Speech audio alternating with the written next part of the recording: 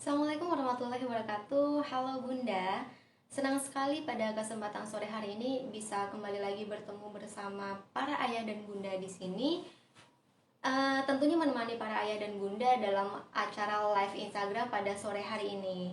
Oke, jadi pada sore hari ini kita akan membahas terkait dengan memahami psikis single moms dan anak pasca perpisahan. Nah, ini banyak banget nih requestan kemarin dari para bunda ya khususnya gitu. Makanya pada hari ini kita akan membahas terkait dengan memahami psikis single mom dan anak pasca perpisahan gitu. Nah, sekarang hari ini kita akan membahas bersama narasumber kita yang sangat luar biasa sekali. Beliau adalah uh,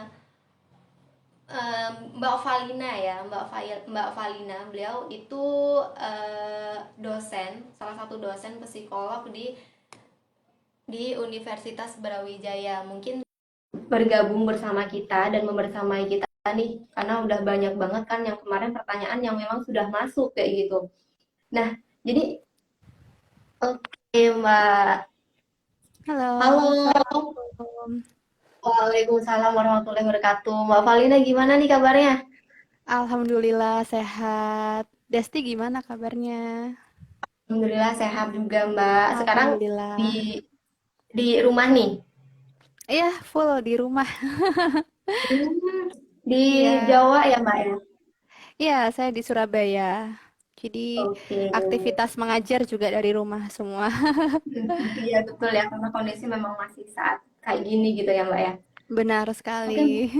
Iya, betul. Iya Mbak Malina, ini kan kemarin kan udah banyak banget nih yang memang requestan untuk bahas terkait dengan memahami psikis gitu kan gitu. Nah, mungkin kita sebelum mulai boleh Mbak Valina untuk sapa-sapa dulu yang di sini yang sudah bergabung nih. Silakan Mbak Valina buat menyapa dulu audiens yang sudah gabung di sini.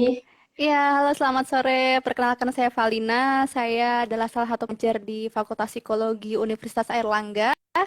Dan sore hari ini saya akan mencoba berbagi mengenai dampak secara psikologis ya untuk para ibu yang bercerai dan juga pencegahannya juga supaya tidak tidak terjadi kepada anaknya seperti itu. Iya, oke. Gitu Mbak Nah, Desti. mungkin oke, sesuai requestan para bunda ya khususnya ya Mbak ya kemarin itu banyak banget nih yang request karena kan memang media ya khususnya itu kan kemarin kok Ya, beritanya tuh banyak banget nih terkait dengan kasus perceraian lah, ya intinya perpisahan kayak gitu kan, pisah antara ya, eh, suami istri gitu kan. Nah, kita kan biasanya kan membahas juga terkait dengan parenting gitu kan. Nah, banyak banget kan yang memang request dibahas terkait dengan ini. Nah, ya. mungkin kita bahas satu-satu mungkin ya Mbak ya. Mungkin uh, boleh dong Mbak untuk dijelaskan terlebih dahulu mungkin apa sih itu broken home secara umum gitu kan. Ya, Silakan Mbak. Paling baik. Jadi broken home itu biasanya orang-orang mengidentikannya dengan perceraian gitu ya, Mbak Desti ya. Tapi sebenarnya secara umum broken home itu adalah retaknya fungsi keluarga ya, karena orang tua gagal dalam menjalankan perannya, entah itu sebagai orang tua, sebagai pasangan gitu ya.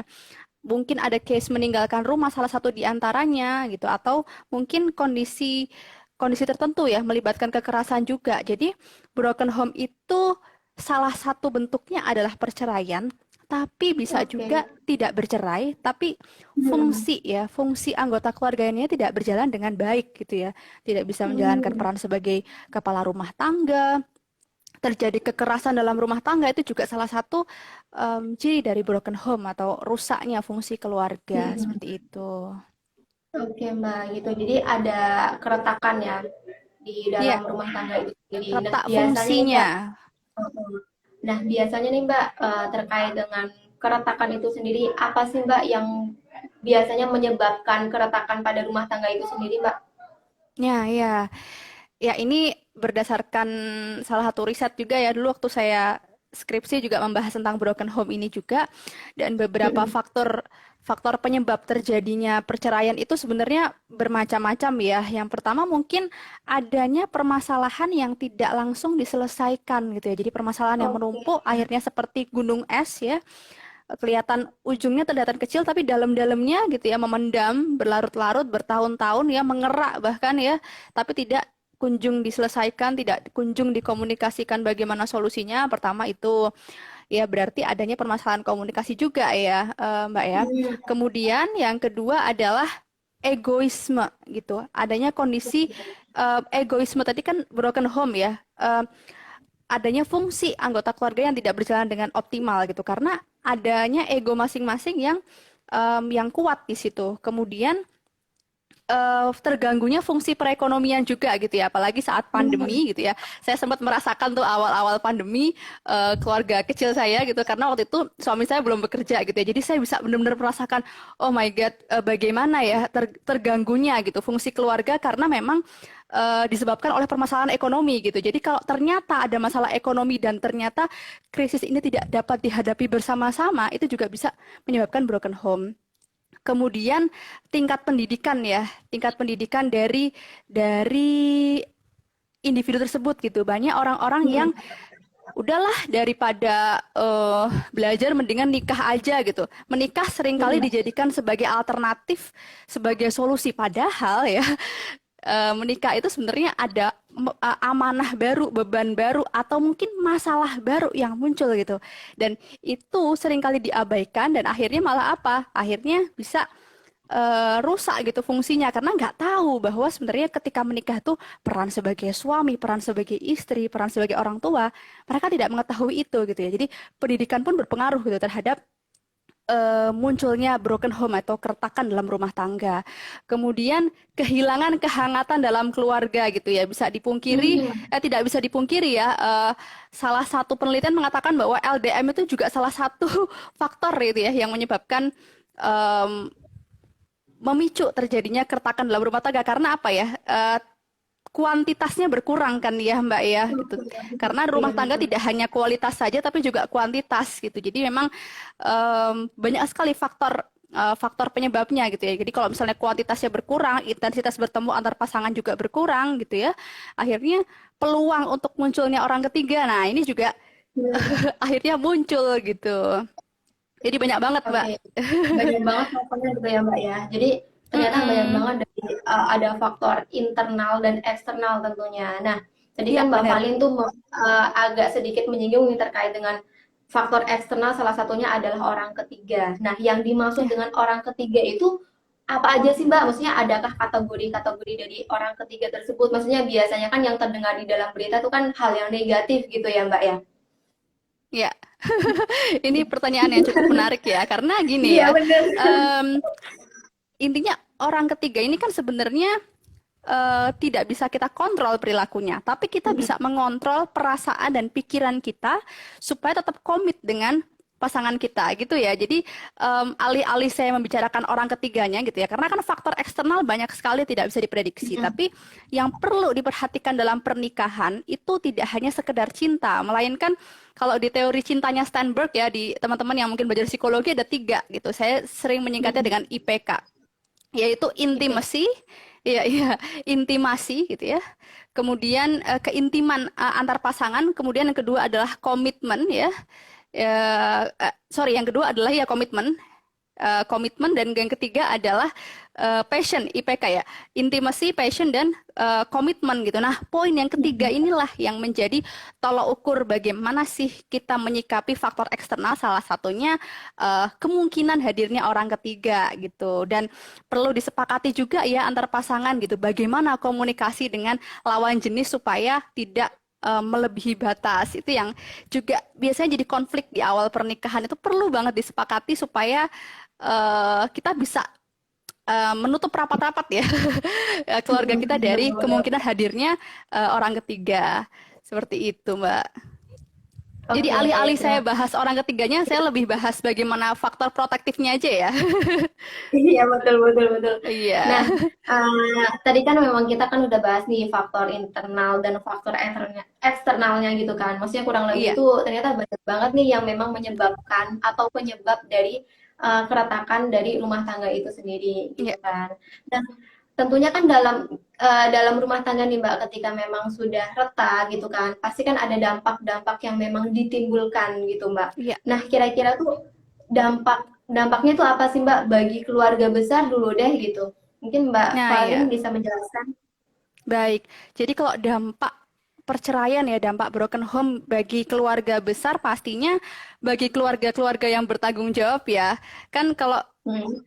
ada masalah gitu kan, pasti kita kemungkinan besar akan lari ke keluarga besar gitu kan. Artinya perlu Hmm. ada peran gitu ya. Artinya perlu ada peran dari keluarga besar gitu dan boleh jadi bisa di apa ya diidentikan dengan beban juga gitu ya, kebebanan juga gitu, perasaan merasa bersalah juga gitu, apalagi kepada orang tua yang mungkin menikahkan gitu, kemudian ternyata terjadi masalah gitu ya. Jadi kalau keluarga besar mungkin dampaknya ya kebebanan itu tadi gitu. Tapi yang lebih lebih krusial sebenarnya adalah dampak psikologis terhadap anggota inti ini. Jadi terhadap pasangan itu sendiri, terhadap anak-anaknya itu juga besar gitu ya dampaknya karena anak-anak yang mengalami broken home gitu ya kemungkinan akan merasa kehilangan gitu, akan merasa kehilangan figur ayah atau figur ibunya gitu. Iya, kehilangan kehangatan, attachment yang harusnya dibentuk gitu ya, yang harusnya ditanamkan oleh orang tuanya gitu untuk mempersiapkan tumbuh kembang anak, akhirnya juga hilang gitu ya.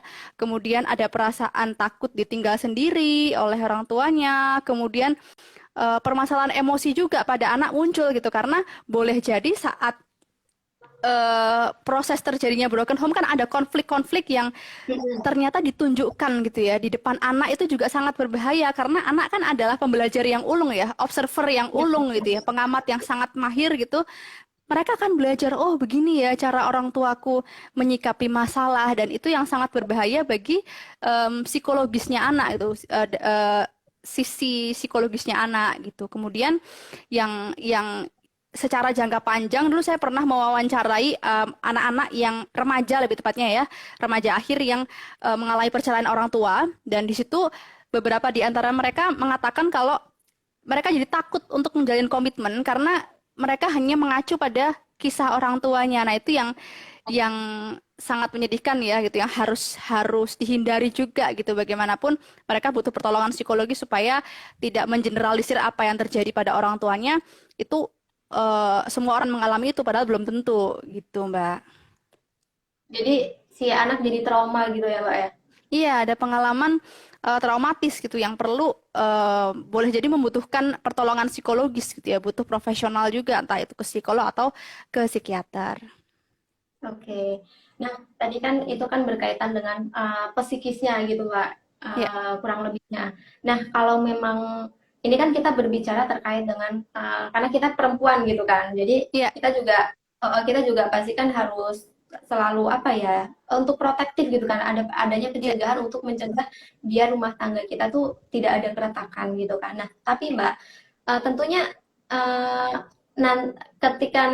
kita kan nanti kan masih berbicara mengenai dampak gitu kan. Salah satu dampaknya ketika memang adanya keretakan gitu kan, ketika broken home salah satunya mungkin pisah gitu kan. Pisah itu kan pasti kan kita seorang perempuan menjadi single mom gitu kan. Single mom itu iya, kan pasti mungkin dirasa itu sangat berat gitu kan, atau iya. mungkin ya berat lah mungkin bagi perempuan tuh berat gitu kan. Nah itu bagaimana tuh Mbak? Eh, apa ya? Dan ya, bagaimana nih kira-kira ketika memang seorang perempuan berpisah dengan suaminya secara psikis itu kira-kira bagaimana, Mbak?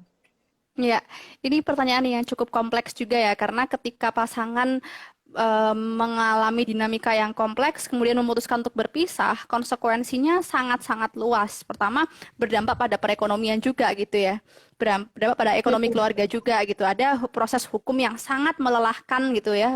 Kalau saya sempat mendengarkan sebuah wawancara saat itu, yaitu ketika masuk ke sidang perceraiannya, kemudian pembagian harta segala macam itu sudah sangat melelahkan secara jiwa raga gitu ya.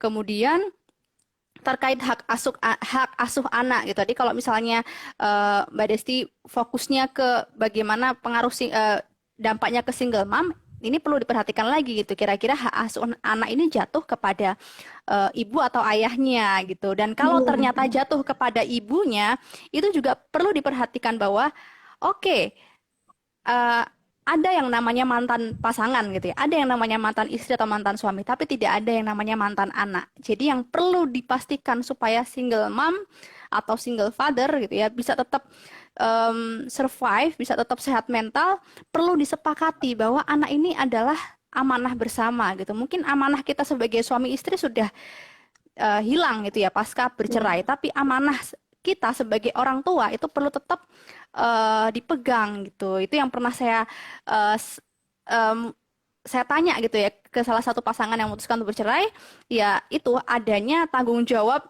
ayah untuk tetap menafkahi anaknya gitu sampai dewasa. Itu yang menurut saya sangat bijaksana gitu ya. Jadi memang hak asuhnya jatuh ke tangan ibunya, jadi single mom, tapi tetap ayahnya ini memberikan support secara ekonomi dan psikologis juga, Mbak. Jadi memang ada momen-momen tertentu, misalnya ayahnya berkunjung atau ada waktu bersama antara ayah dan anaknya gitu, supaya tetap ya peran orang tua ini tetap bisa berjalan gitu, meskipun perceraian itu harus terjadi.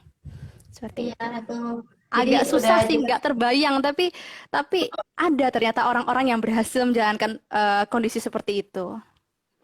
ya gitu. Jadi ini nih kurang lebihnya ada tips nih dari Mbak Valina gitu kan. Meskipun memang sudah berpisah gitu kan, harapannya Ya, memang keduanya antara ibu dan ayah itu memang tetap harus ada komunikasi dengan anak khususnya. Karena ya, mungkin lagi-lagi itu untuk menjaga komunikasi khususnya gitu kan, ya, bahwa anak itu merasa bahwa oh saya ternyata masih dianggap gitu kan. Jadi anak nggak benar. nggak akan merasa bahwa dirinya itu kesendirian sendiri gitu kan. Ya, Nah, Mbak, kita membahas terkait dengan dampak gitu kan, secara ya. psikis gitu kan. Itu kan tentunya kan dampaknya itu yang paling berat banget itu kan mungkin ada di anak gitu kan. Takutnya untuk Ya. nanti ke depannya salah satunya kan trauma gitu kan. Nah, bagaimana sih Mbak untuk menghadapi hal yang seperti itu agar tidak terdampak pada hal psikis itu sendiri pada anak Mbak? Baik, jadi salah satu dampak dari perceraian tadi yang saya sampaikan adanya yang namanya separation anxiety syndrome ya, SAD gitu ya. Jadi kondisi di mana seorang anak itu menjadi takut dan gugup ketika jauh dari orang-orang gitu, takut terpisah dari orang-orang yang dicintai gitu ya. Ketakutan ini akan terus berkembang gitu kalau tidak diberikan pertolongan psikologis yang harus di apa ya, yang harus disupport adalah ketika anak-anak mengalami kondisi seperti ini perlunya adanya dukungan dari keluarga besar gitu. Artinya perlu ada dukungan dari pasangan-pasangan ini juga dari ayah ibunya juga gitu untuk tidak tidak memberikan apa ya mindset buruk tentang mantan pasangannya. Jadi tetap memberikan ini adalah tetap menjadi ayahmu gitu dan uh, aku tetap jadi ibumu, tetap jadi mamamu seperti itu ya. Jadi memberikan kesan bahwa uh, fungsi orang tua itu tidak akan selesai meskipun terjadinya perceraian. Kedua adalah dukungan psikologis dari sekitar, dari keluarga besar, dari lingkungan masyarakat, dari pihak sekolah. Kalau ternyata anaknya masih remaja atau masih usia anak-anak gitu ya, kadang stigma gitu ya. Kadang kalau yang saya lihat ini adalah stigma itu juga memberikan pengaruh loh ya. Jadi anak mungkin baik-baik saja, tapi stigma, orang tuanya cerai ya, orang tuanya pisah ya, dan itu akhirnya memunculkan pengalaman sedih gitu meskipun padahal orang tuanya juga tetap menjalankan fungsi orang tuanya gitu, tetap tetap memberikan dukungan secara psikologis maupun eh, fisik gitu ya, tapi ya itu tadi gitu kadang stigma yang diberikan kepada eh, anak-anak yang mengalami broken home ini yang justru harus dihilangkan gitu ya. Mereka tidak bersalah, mereka tidak melakukan hal-hal buruk gitu. Jadi jangan sampai kita memberikan stigma buruk juga terhadap mereka gitu. Itu perlu ditanamkan bersama gitu ya supaya anak nggak merasa inferior gitu. Padahal tidak ada yang perlu apa ya dikhawatirkan gitu ya. Tidak ada yang perlu dikhawatirkan. Itu terjadi pada orang tuanya saja gitu. Belum tentu terjadi juga kepada dirinya. Jangan sampai label anak broken home pasti akan mengalami hal serupa dengan orang tuanya karena tidak seperti itu ya, tidak ada penelitian yang membuktikan seperti itu gitu, Mbak.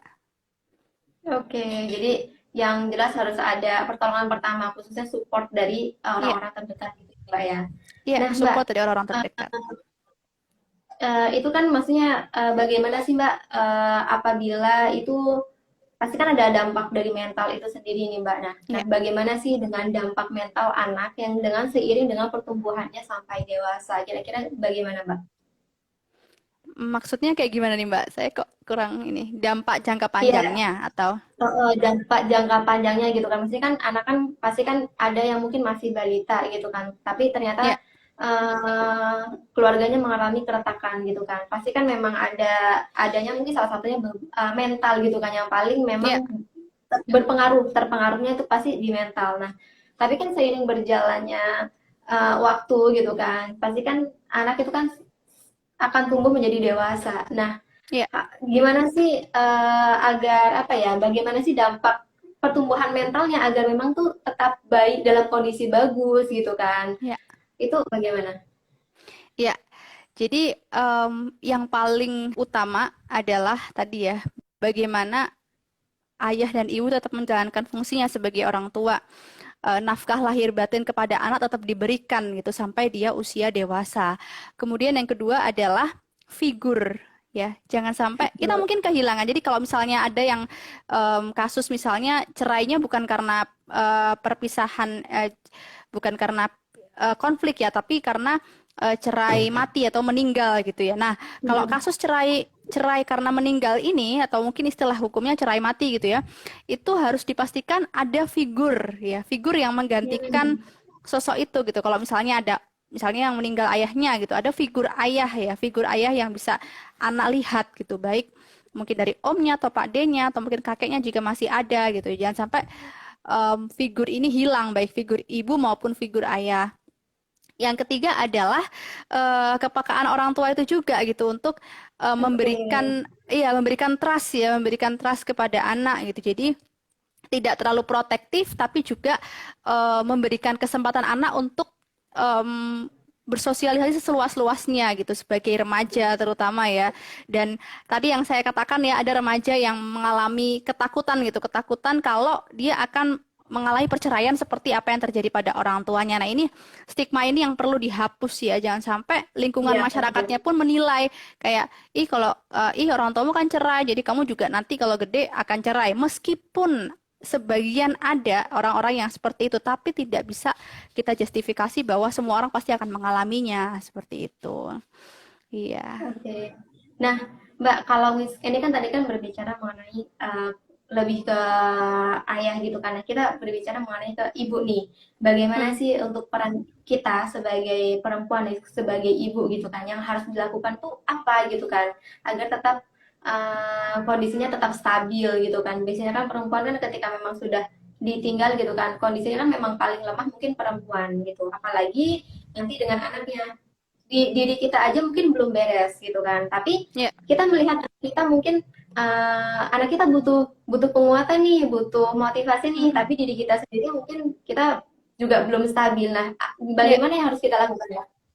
Ya, ini pertanyaan yang cukup berat ya, karena saya pun tidak membayangkan gitu kalau dihadapkan pada Mm-mm. posisi seperti itu.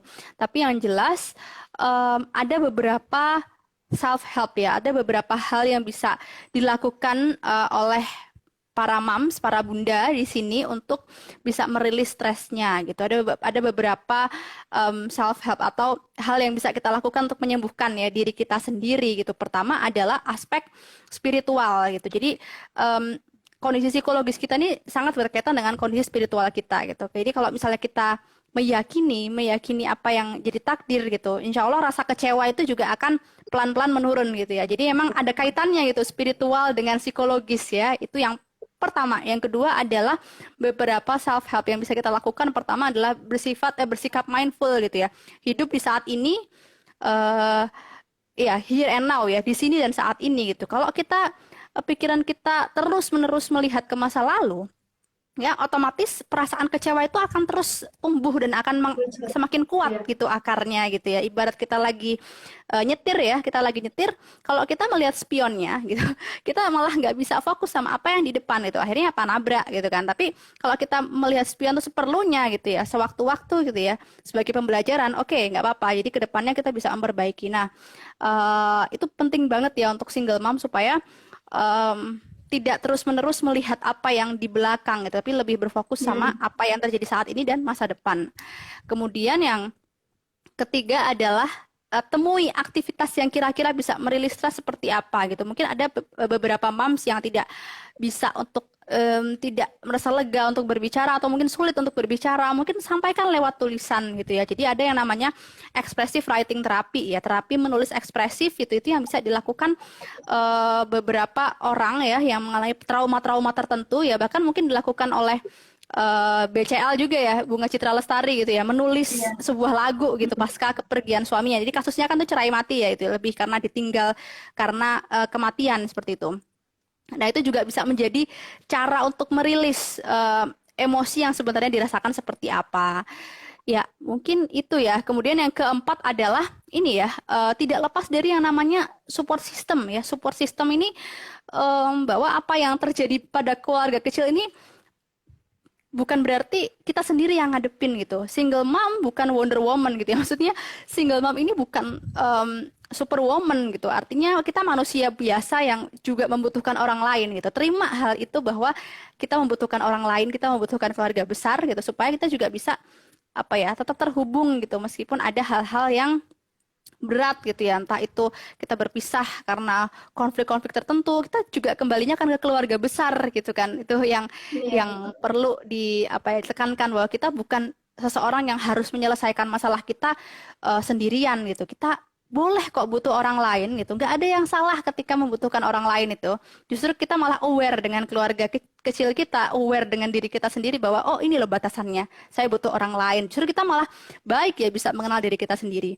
Kemudian yang terakhir yaitu tadi kalau ternyata membutuhkan pertolongan psikologis ya untuk ke psikolog atau ke psikiater, nggak ada yang salah juga gitu ya untuk ke psikolog, ke psikiater atau mungkin ke orang-orang yang dipercaya gitu ya, atau mungkin ada guru ngajinya atau guru spiritualnya gitu yang bisa menolong secara psikologis dan spiritualnya, nggak masalah gitu. Itu bukan berarti pribadi yang lemah, justru kita pribadi yang kuat karena kita tahu batasan mana kita bisa menolong diri kita sendiri dan kita sudah tidak bisa apa ya menyelesaikan masalah itu sendiri kayak gitu Mbak. Iya, betul.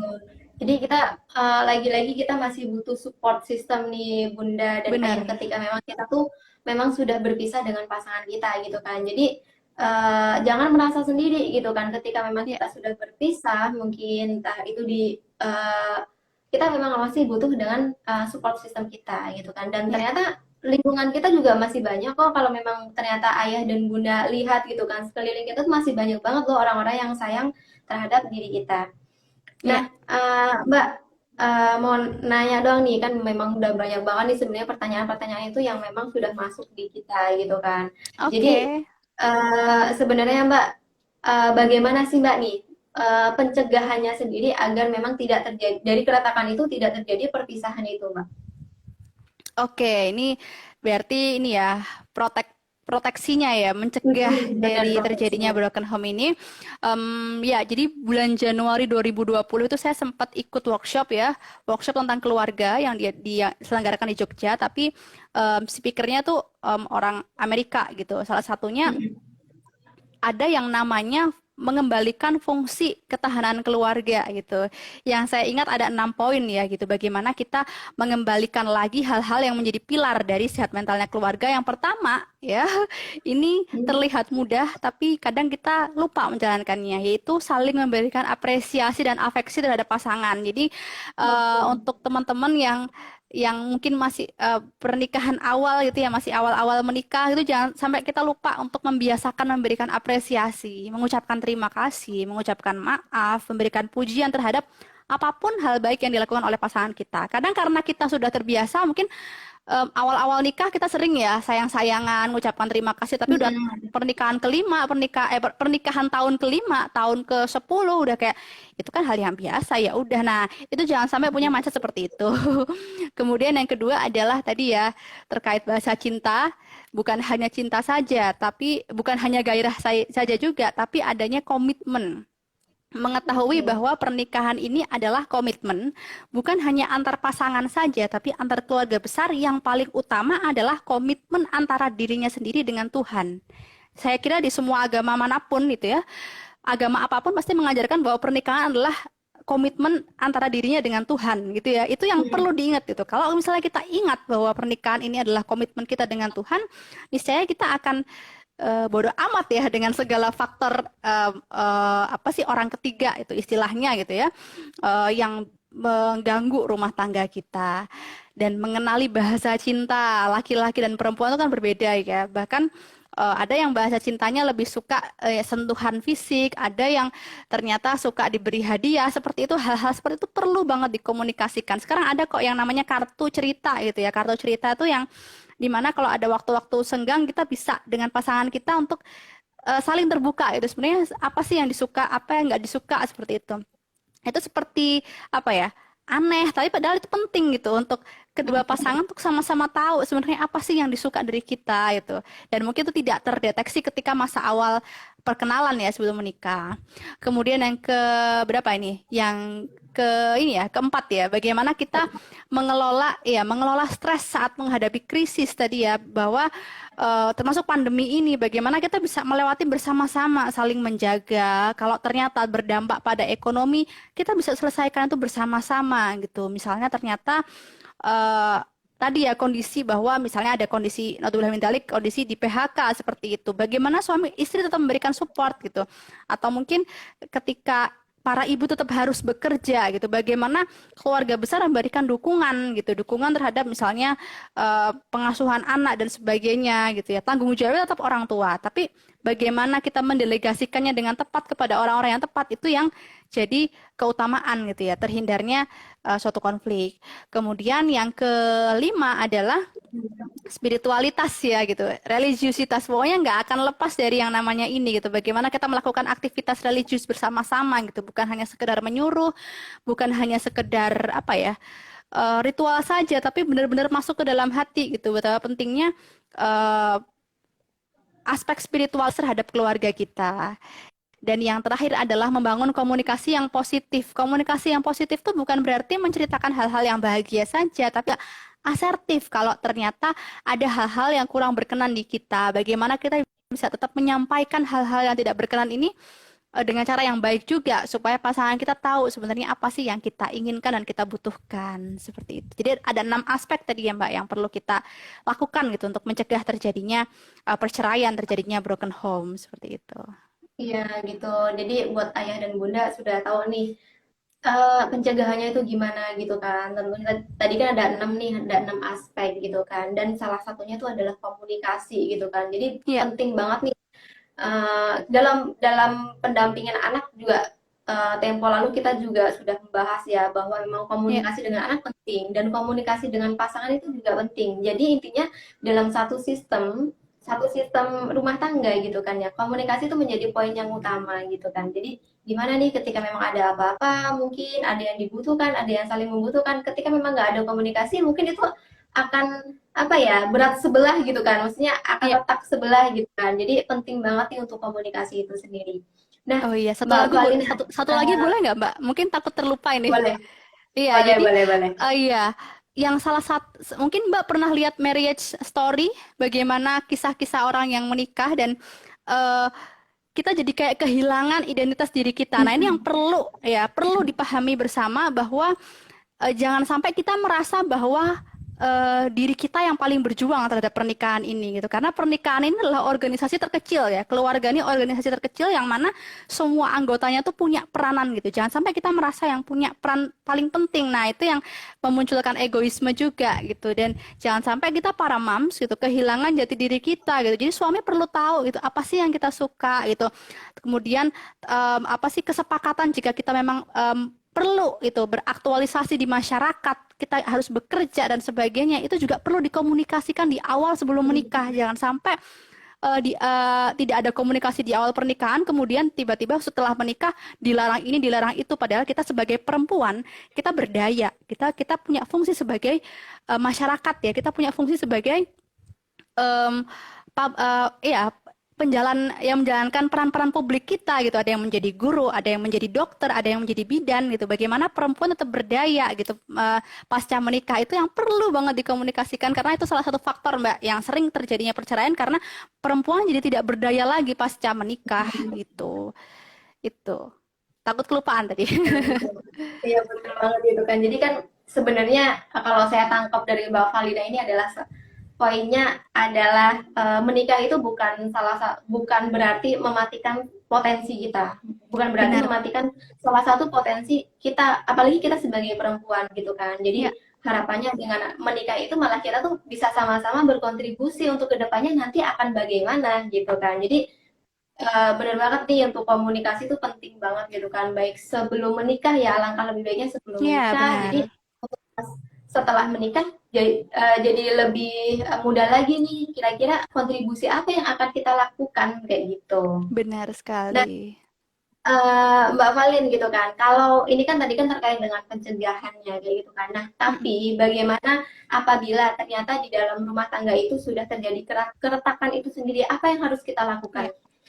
Ya, ini adalah hal yang tidak diinginkan oleh siapapun ya pastinya ya. Setiap keluarga kan pasti pinginnya long last gitu ya doanya ketika menikah semoga sakinah mawaddah warahmah sampai ke surga. Tapi ada kondisi-kondisi tertentu yang ternyata memang em, perceraian menjadi jalan satu-satunya jalan terakhir dari sekian banyak gitu. Salah satunya ketika memang terjadi kekerasan, Mbak. Kita nggak bisa toleransi gitu terhadap kekerasan yang diberikan oleh salah satu pihak ya, yang seringkali terjadi kepada perempuan gitu ya, kekerasan terhadap istri, terhadap anak itu yang perlu diperhatikan. Kalau emang terjadi secara terus-menerus tidak ada perubahan, ya itu yang perlu dikomunikasikan. Dan kalau emang udah nggak bisa gitu ya, dari kedua keluarga juga tidak bisa menyelesaikan, ya perceraian menjadi salah satu jadi satu-satunya jalan gitu ya untuk menyelamatkan kondisi psikologis masing-masing gitu.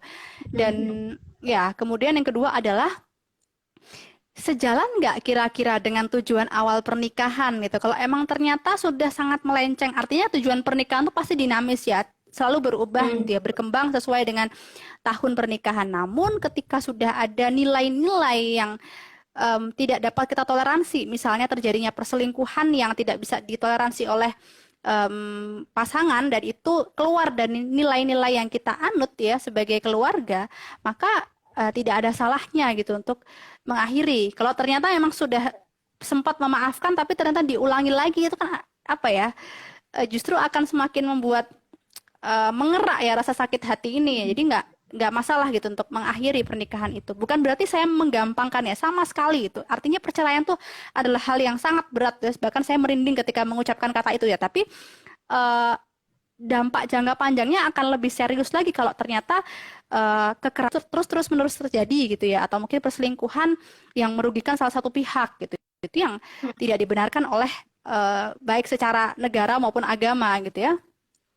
Kemudian kalau ternyata memang sudah kadung terjadi perceraian, itu adalah memastikan support sistemnya jelas juga ya, memberikan dukungan gitu ya, supaya mereka bisa memberikan perlindungan juga kalau ternyata sempat terjadi kekerasan. Artinya gini, kalau misalnya mundur beberapa langkah ke belakang gitu ya, ketika menuju pernikahan pastikan bahwa keluarga besar itu juga memberikan restu gitu. Itu yang menurut saya penting, karena apa? Ketika kedua keluarga memberikan restu, kalau ternyata terjadi apa-apa, kita akan memiliki support system yang kuat. Tapi kalau kita ternyata mengambil keputusan seenak sendiri gitu ya, keluarga besar tidak sepakat juga, itu berikan restu gitu ya, itu yang bahaya. Jadi support system ini memang perlu dipelihara, Mbak, perlu dipelihara ya, para bunda ya, supaya kita juga nggak gegabah gitu untuk memutuskan menikah. Kemudian keterlibatan pada support group gitu ya, bukan sama sekali tidak mudah ya menghadapi perceraian. Tapi ada beberapa support group yang bisa teman-teman akses, yang bisa para bunda akses, supaya bisa tahu gambaran orang-orang yang mungkin dengan kondisi yang sama seperti apa sih, bagaimana cara menyikapinya sih, itu juga perlu gitu untuk kita pelajari, kita refleksikan juga. Dan yang terakhir, ya tadi ask for help ya. Kalau emang tidak bisa menyelesaikan permasalahan kita gitu, artinya kita aware, udah ada sinyal-sinyal dari dalam tubuh kita bahwa kita butuh orang lain ya. Jadi kita boleh saja gitu untuk ke psikolog atau ke psikiater gitu. Yang perlu diketahui adalah banyak sekali kok psikolog-psikolog yang sudah di puskesmas gitu ya, praktek di puskesmas. Jadi jangan ragu untuk menghubungi psikolog, dan biayanya insya Allah terjangkau juga gitu ya untuk psikolog puskesmas. Seperti itu. Oke, Mbak. Tapi kan biasanya kan orang-orang itu kan kalau misalnya udah terjadi keretakan gitu kan, mau ke psikolog itu Mm-mm. kan cenderung untuk enggan kayak gitu, Mbak. Kayak seolah-olah itu bahwa ah ini kayak aib banget gitu kan bagi bagi orang awam itu kan Mm-mm. aib banget gitu kan. Padahal mungkin kondisi psikis orang itu kan pasti berbeda-beda gitu kan. Nah, mungkin ini Ya, nih yang memang orang itu belum begitu paham terkait dengan ketika kita tuh pasca perceraian, pasca perpisahan, kita ke psikolog itu kayak hal yang negatif gitu, Mbak. Mungkin ya, Mbak Valin ya. bisa menjelaskan gitu. Jadi biar para bunda dan ayah di sini biar lebih paham lagi bahwa oh ke psikolog itu bukan berarti hal yang negatif loh gitu. Ya, ini kan sebenarnya salah satu contoh stigma, ya nggak, Mbak? Stigma Mm-mm, bahwa oh, betul. orang yang bercerai pasti buruk gitu, orang yang bercerai pasti ada problem dengan dirinya gitu kan. Padahal setiap orang pasti punya masalah, baik yang bercerai maupun yang tidak bercerai. Dan Betul.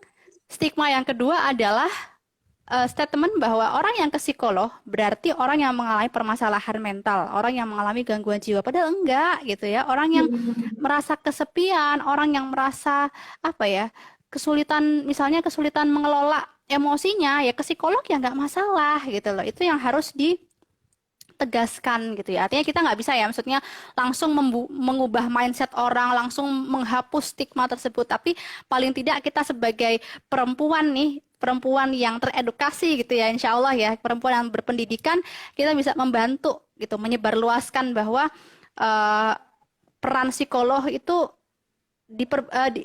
apa ya, penting gitu untuk masyarakat gitu dan tidak ada salahnya gitu untuk pergi ke psikolog. Jadi mungkin kita bisa bergerak dari orang-orang terdekat dulu nih Mbak, keluarganya Mbak, keluarga saya gitu ya. Kadang ada juga gitu ibu-ibu yang ngerasa ih ke psikolog, mbaknya ada gangguan jiwa ya, mbaknya depresi ya gitu. Padahal ya enggak gitu ya. Kita perlu mengedukasi dari orang-orang terdekat kita dulu nih gitu. Alih-alih langsung secara ranah nasional atau internasional ya mungkin berat ya. Tapi pelan-pelan dulu Mm-mm. apa meluas, semakin meluas nanti ke depannya harapannya stigma terhadap orang-orang yang pergi ke psikolog itu bisa terhapus gitu pelan-pelan dan menganggap itu hal yang biasa saja gitu. Kalau misalnya saya tanya ke Mbak, Mbak sekarang sakit misalnya saya sakit flu dan batuk nih lebih dari 3 hari. Kemudian saya memutuskan ke dokter.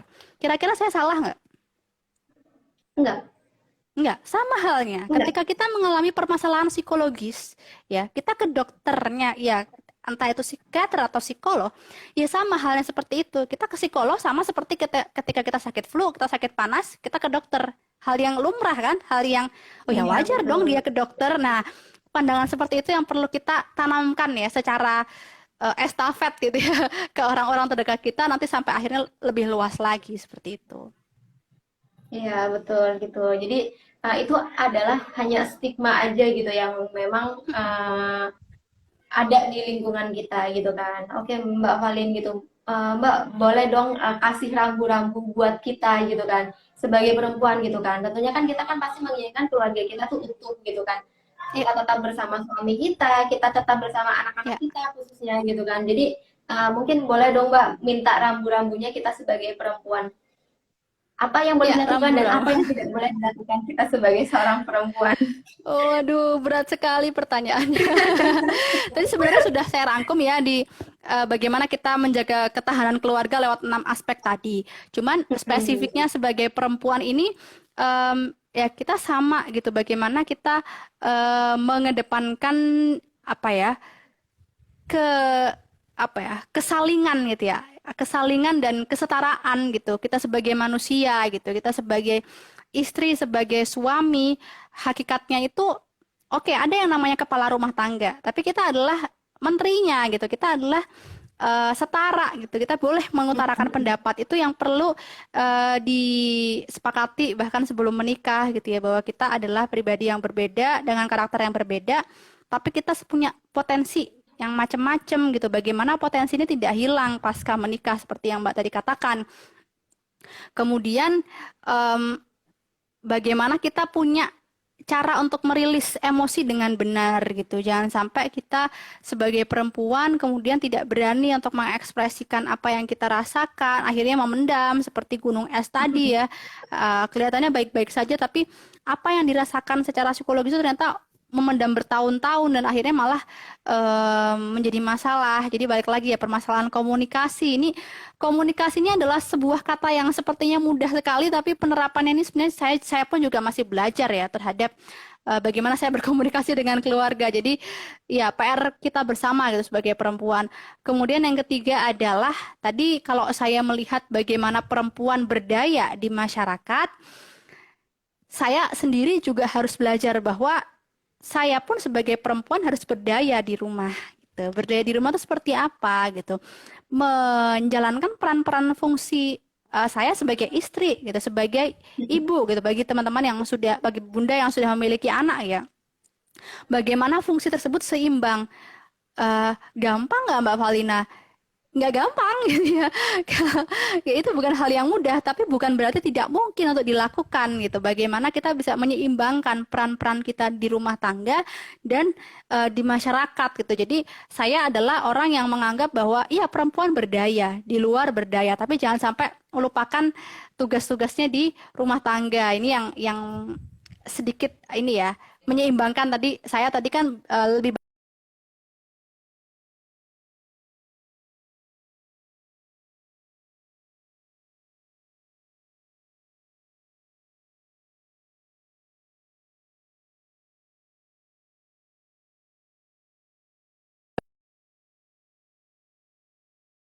perempuan untuk bisa adaptasi dengan peran-peran baru kita gitu. Peran sebagai diri sendiri, peran sebagai yang tadi sudah saya sebutkan, ibu, istri, menantu, itu apa ya?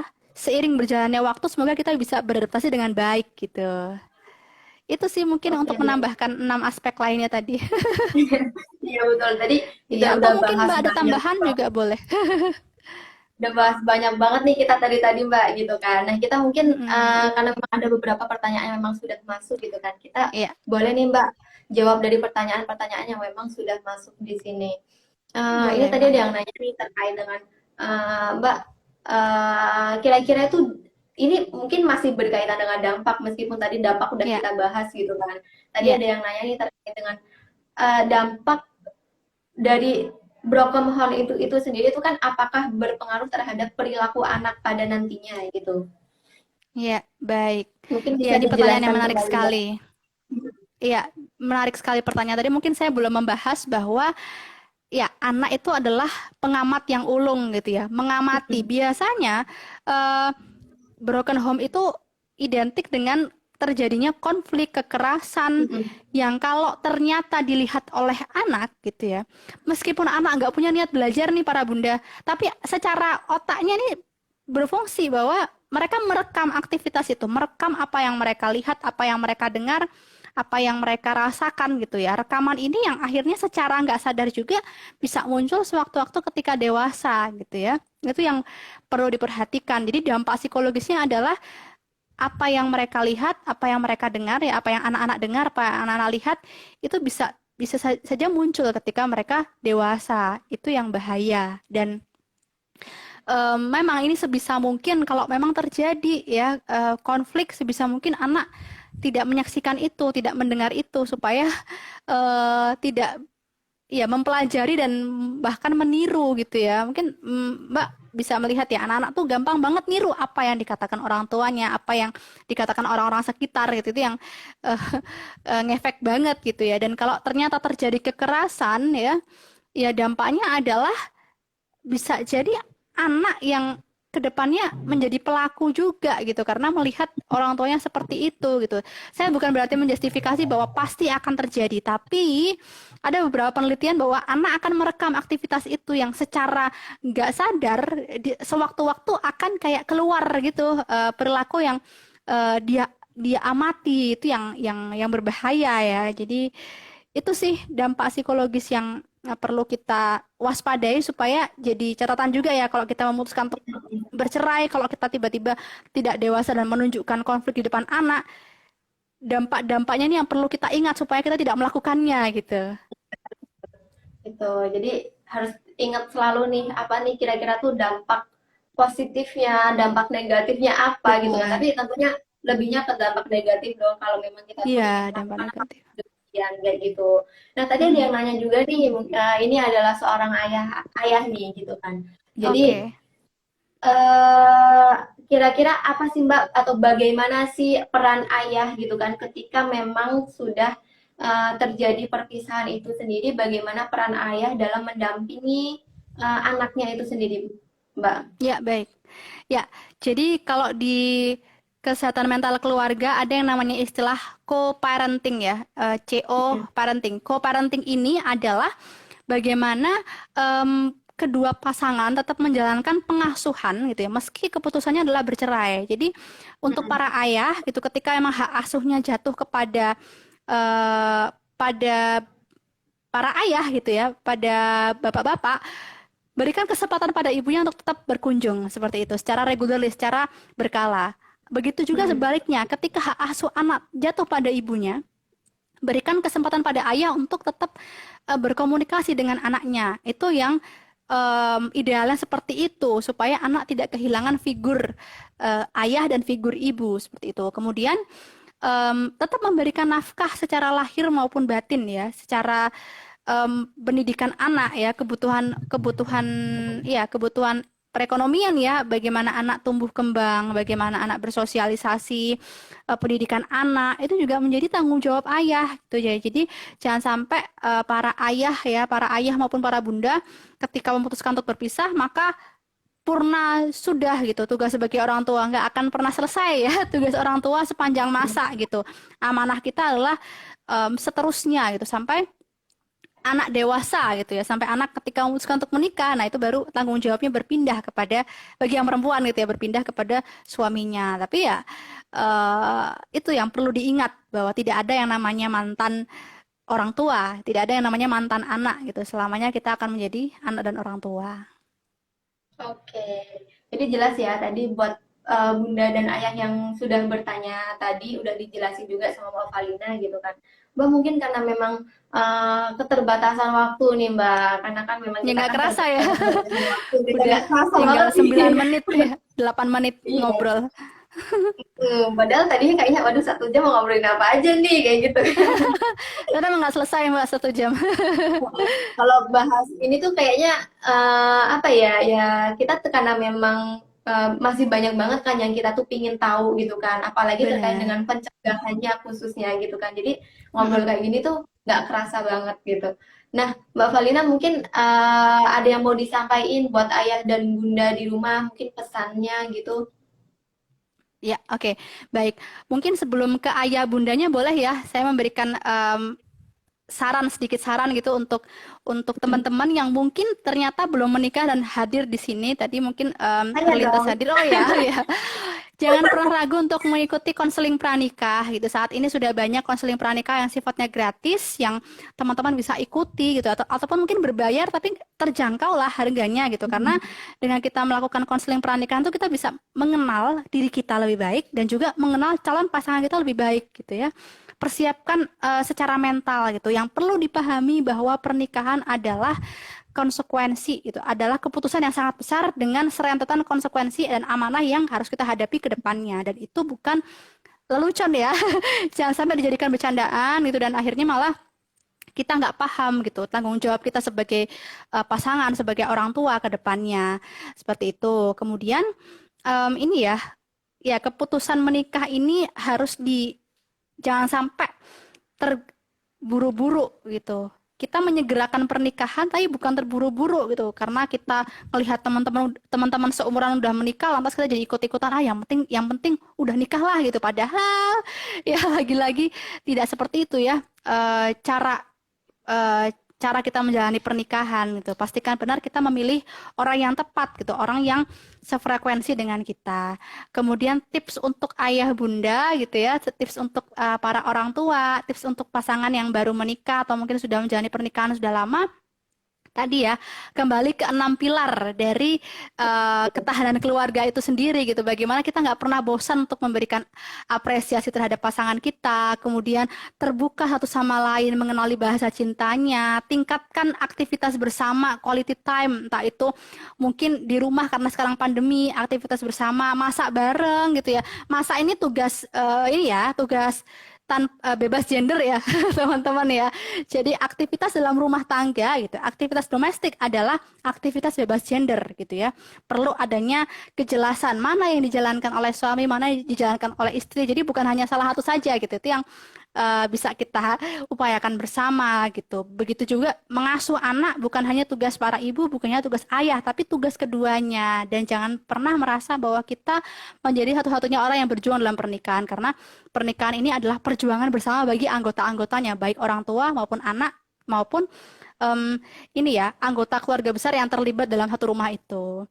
Seperti itu. Mudah-mudahan kita tidak pernah salah langkah gitu ya, diberikan kejernihan pikiran dan ketenangan hati ketika mengambil keputusan untuk menikah dan terhindar dari segala bentuk kekerasan yang terjadi dalam rumah tangga, baik untuk para bunda maupun para ayah. Seperti itu mungkin Mbak yang bisa saya sampaikan. Mohon maaf apabila ada kata-kata yang kurang berkenan ya. Oke, Mbak Valin, makasih banget loh Mbak buat Terima kasih sharing-sharingnya sore hari kembali ini. untuk generous ya. Kita kita yang memang belum menikah gitu kan, saya juga belum menikah gitu, gitu kan. Maksudnya kita tuh juga harus melek juga terkait dengan hal-hal yang seperti ini gitu kan. Jadi semakin apa ya, maksudnya menambah pengetahuan kita untuk Iya, referensi. lebih apa lagi memilih gitu ya khususnya gitu kan. Ya, Apakah ini hal ini benar gitu kan? ya, Kira-kira ini benar nggak sih? Ini salah? Oh ini benar gitu kan. Jadi harus ya, lebih protek lagi juga sih gitu kan, bukan berarti benar sih apa yang tadi Mbak Valin sampaikan gitu kan ya, itu ya, menjadi salah satu motivasi buat kita gitu kan, dan mungkin buat para ayah dan bunda gitu kan yang memang sudah memang mengalami keretakan ataupun yang memang sudah berpisah gitu kan ya, ingat lagi bahwa kita memiliki support system kita di samping sekeliling kita yang memang sangat luar biasa. Itu. ya. Terima kasih Mbak Valin buat sore hari Terima ini. kasih Terima kasih kembali buat teman-teman sharing-sharingnya. semua. Iya, sehat selalu. Karena memang terkendala dengan waktu gitu kan ya. Mungkin nanti next time kita akan sharing-sharing yang lebih Dengan menarik senang lagi hati. gitu. Ya. Thank you Mbak Fali, semoga sehat selalu ya Mbak ya. Salam buat keluarga Iya, di rumah. insya Allah. Terima kasih kembali semuanya. Oke, Selamat sore. thank you Mbak. Sore. Assalamualaikum Mbak. Oke. Waalaikumsalam warahmatullahi. Oke. Oke, terima kasih buat ayah dan bunda yang memang sudah menyimak dari awal sampai akhir pembahasan dan sharing kita pada sore hari ini.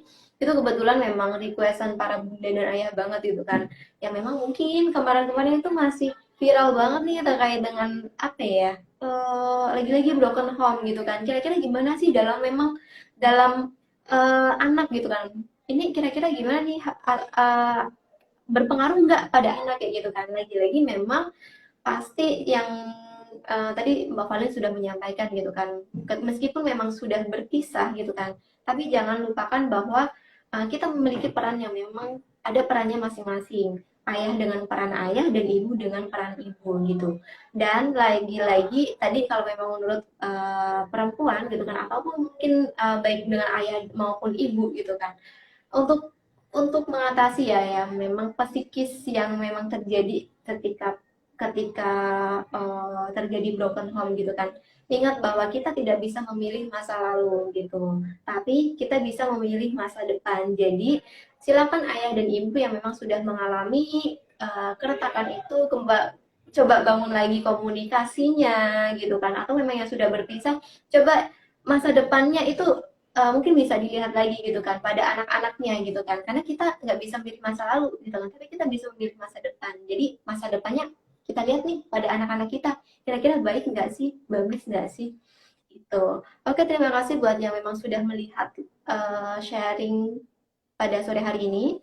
Mungkin karena memang keterbatasan waktu, next time kita akan mengadakan diskusi lagi yang memang lebih menarik. Jadi kalau memang ada saran atau requestan terkait dengan tema diskusi yang harus kita diskusikan atau yang harus kita sharingkan, boleh banget untuk DM di IG generous.id.